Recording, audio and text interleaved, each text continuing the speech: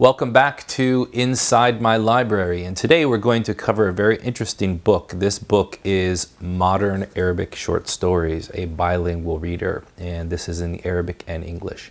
Now, when learning the Arabic language, the main problem that most students find is that there is very little material that's not religious in nature or that's simply, reprinted from news media. This book, however, is a collection of 11 short stories as well as a few excerpts from different Arabic novels. It was printed in 2008, and the editors are Ronak, Husni, and Daniel Newman. Husni, she teaches Arabic language, literature, and translation at the University of Durham, has a BA in Arabic language from the University of Mosul in Iraq, and a PhD from Scotland. Daniel Newman, that is the head of the Arabic department at the University of Durham and is a course director for Arabic English translation in their master's program. This book is a great book for anyone that is attempting to learn the Arabic language. The selections highlight well-known male and female writers from around the major regions of the Arabic world. Egypt, Tunisia, Syria, Morocco, Libya, Lebanon, Iraq, and Kuwait are all represented in this book. The language of the book is MSA, Modern Standard Arabic. Now, it's sometimes translated as Fusha, but whether MSA is Fusha can be disputed. There's some discussion about that. But suffice it to say, the book is not in Ammiya or in Darija. It's not in colloquial Arabic. But about the colloquial Arabic usage in the book, it's important to remember two things as an Arabic learner. Number one, a lot of times what we consider Ammiya is actually regionally specific or lesser known dialects of classical Arabic that have fallen out of use with the majority of speakers or have changed to regionally specific manners of pronunciation. So they're not necessarily wrong as some people think they are. Also, Ammiya includes loan words from languages like Amazigh and French, English, Hindi, and others that have been Arabized into specific contexts. Second, it's important to learn colloquial Arabic. And that is because it gives you insight into the mindset, the sociolinguistics of those dialects.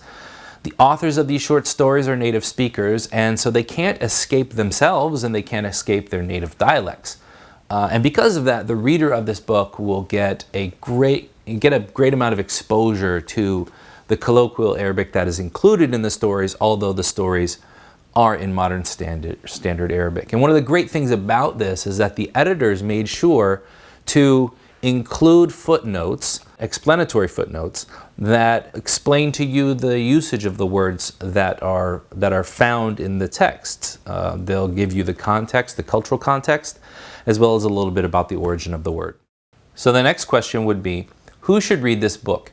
Well, the primary intended audience is an advanced student of Arabic, and the texts are arranged in levels of difficulty, from easier to more difficult.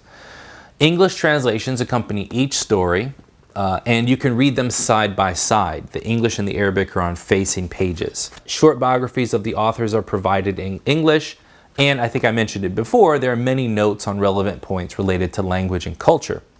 So what are the stories about? Well, some are garish, some are reflective, some are satirical, some are allegorical, some are more on the humorous side, and others are more fantastical, like Tamer's A Lonely Woman or Kharrat's love-driven illusionary story that are included here.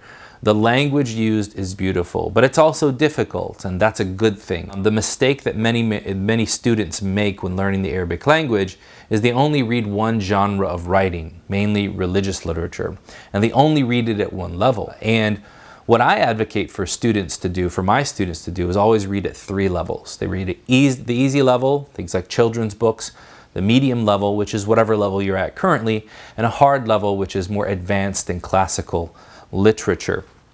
I wanted to read a passage of this book so you can get an idea about the book in and of itself. So I'll read it in Arabic and then we'll read it in English. So this is from Ibrahim al-Faqih's story, which is an excerpt from his book Kitab al-Mawta, or the Book of the Dead.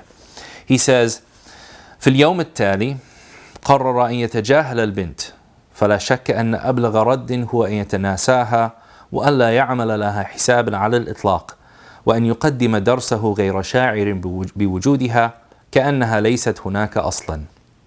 وصمم الأستاذ عبد الحفيظ بينه وبين نفسه أنه لن يوجه لها سؤالا ولن يلمس لها كراسا ولن يؤشر على اسمها بالحضور أو الغياب وإن يهملها ويحتقرها إلى أن تستحي على نفسها أو يستحي من جاء بها على نفسه وتعود ذليلة مهزومة من حيث أتت.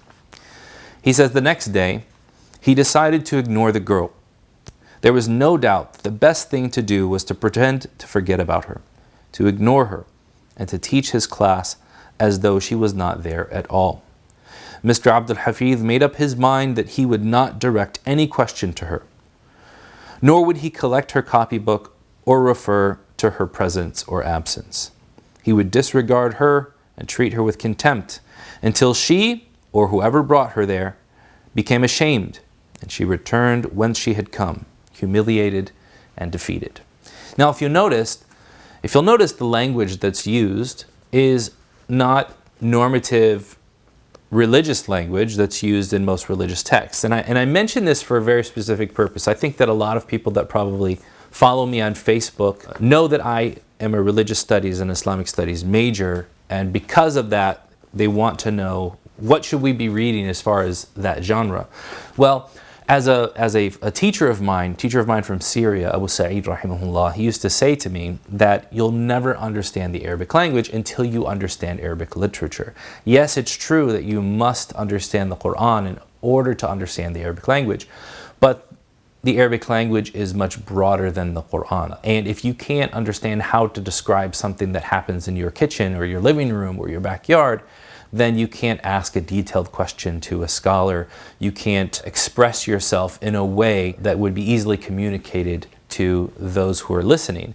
And so it's extremely important to read outside of religious material and to read Arabic literature. And I think that this book, personally, I highly recommend everyone to buy this book. And the reason being is, as we said before, the great structure of the book, Arabic and English side by side, the explanatory footnotes, as well as the transition from easier Arabic to more difficult Arabic, makes this book a great resource for those who are reading the Arabic language, who are learning the Arabic language, and who want to improve their vocabulary and not learn it through literal translations, but instead learn it through its actual usage in both the English and the English and the Arabic language. So, modern Arabic short stories.